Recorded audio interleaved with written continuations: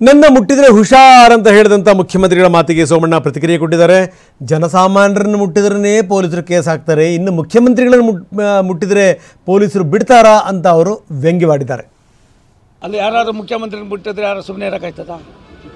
ಮುಖ್ಯಮಂತ್ರಿ ಮುಟ್ಟಿದ್ರೆ ಏನಾಯ್ತದೆ? ಪೊಲೀಸರು ಇರ್ತಾರೆ, ಕೇಸ್ ಹಾಕ್ತಾರೆ ಅಲ್ವಾ? ಹಂಗಾಗಿ ಆ ಅರ್ಥದಲ್ಲಿ ಅವ್ರು ಏನೋ ಮಾತಾಡಿರ್ಬೋದು. ಸಿದ್ದರಾಮಯ್ಯನವರು ಒಬ್ಬ ಅನುಭವಿ ರಾಜಕಾರಣಿಗಳಿದ್ದಾರೆ, 2 ಬಾರಿ ಮುಖ್ಯಮಂತ್ರಿಗಳಾದವರಿದ್ದಾರೆ. ಅವ್ರು ಏನು ಮಾತಾಡ್ತಾ ಇದ್ದೀನಿ ಅಂತದ್ದು ಅವ್ರ ವಿವೇಚನೆಗೆ ಬಿಡ್ತೀನಿ.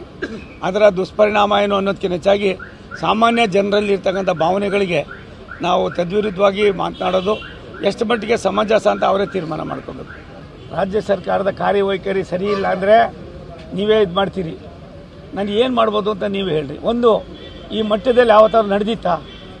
ಈ ಮಟ್ಟದಲ್ಲಿ ಇತ್ತಾ?